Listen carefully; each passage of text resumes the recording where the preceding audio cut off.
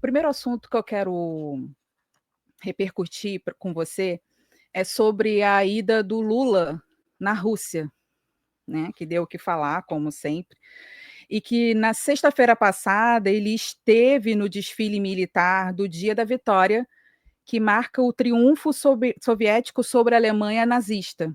É o feriado mais importante da Rússia. Só que o Brasil, uma democracia, né, estava lá representado na figura do nosso presidente Lula, só que ladeado de ditadores. Xi Jinping, Nicolás Maduro, Miguel Dias-Canel de Cuba, só para citar alguns. Como que fica o retrato disso para o mundo? O retrato é muito feio, né? O Lula, evidentemente, sempre se pinta como um democrático ou um democrata quando as suas ações e suas atitudes são completamente divergentes daquilo que ele fala.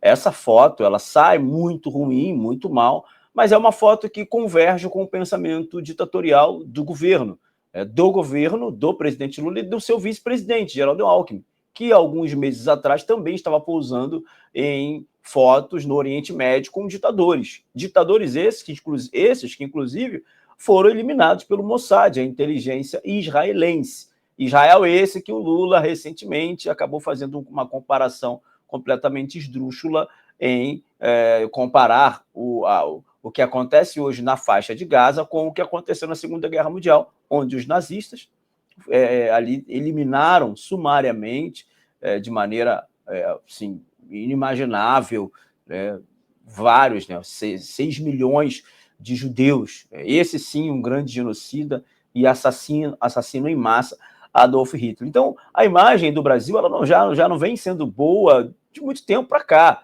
Né? A imagem do Brasil, justamente sendo representada por esse governo de pessoas que não têm a mínima responsabilidade com os povos, a mínima responsabilidade com a liberdade de expressão, com a liberdade com a democracia, com a liberdade de imprensa, não é verdade?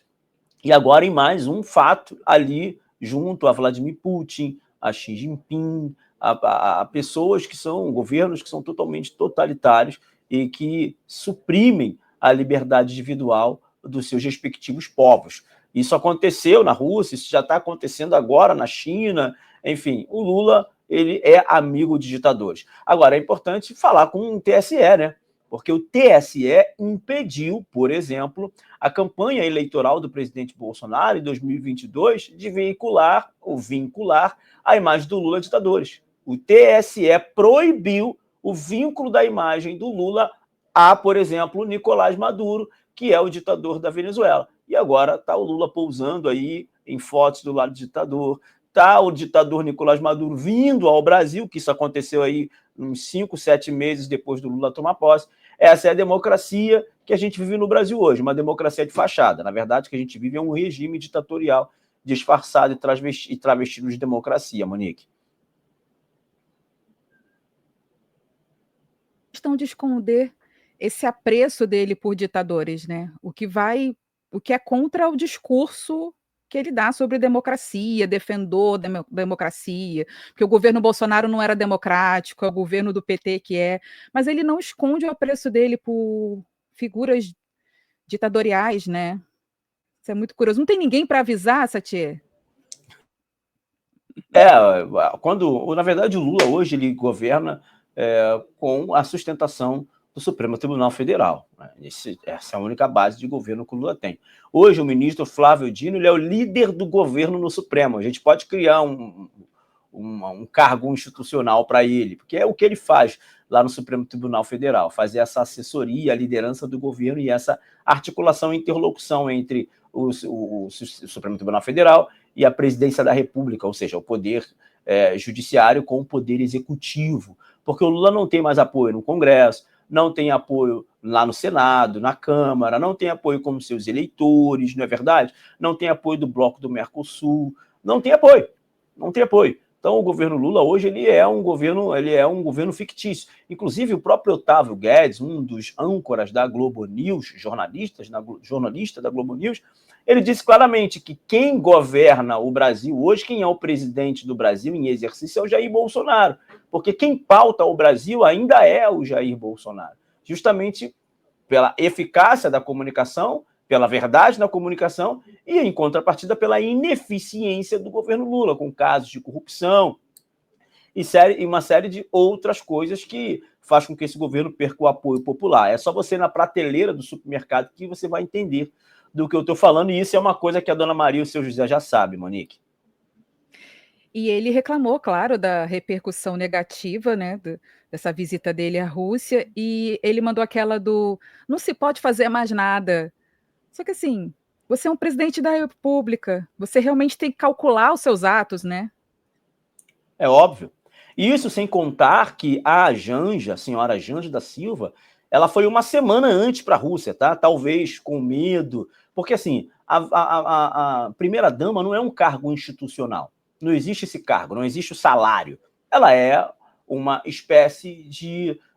Eu digo isso, é a figura de todas as primeiras-damas, tá? Eu não estou falando aqui em razão da própria Janja, mas a própria dona Michele Bolsonaro também era assim. O cargo de primeira-dama não é um cargo institucional, com carteira assinada ou servidor público não estatutário, não recebe salário por isso. Mas a pessoa e o papel da primeira-dama é fundamental no processo de apaziguamento, no processo de ações e de obras sociais. A figura da primeira-dama, ela exalta o governo, dependendo da sua postura, como também ela envergonha o governo, que é o caso da postura da Janja nesse caso. Então, essa viagem para a Rússia, além de ser um agravo, além de ser uma aproximação a um país que atacou ali a Ucrânia, que está ocupando os territórios ucranianos, que não respeita a democracia, a gente sabe disso. Além disso, você ainda tem a vergonha da sua esposa, a primeira-dama, que vai com a sua comitiva, porque ela tem uma comitiva dela particular, e que vai para lá 7 dias antes, 14 dias antes, não sei exatamente quantos dias, talvez para fugir da imprensa, porque ela está ali levando a sua comitiva caríssima, ou talvez realmente para fazer outras coisas, que ninguém sabe o que ela foi fazer na Rússia 7 dias antes da comitiva oficial, Monique. Então a gente percebe que a aproximação desse governo com os ditadores, a aproximação desse governo com regimes totalitários, cada dia está mais enfática, digamos assim, né? Está cada dia mais claro que esse governo só usa a democracia no nome, mas as suas ações práticas, né, elas são completamente distintas da democracia.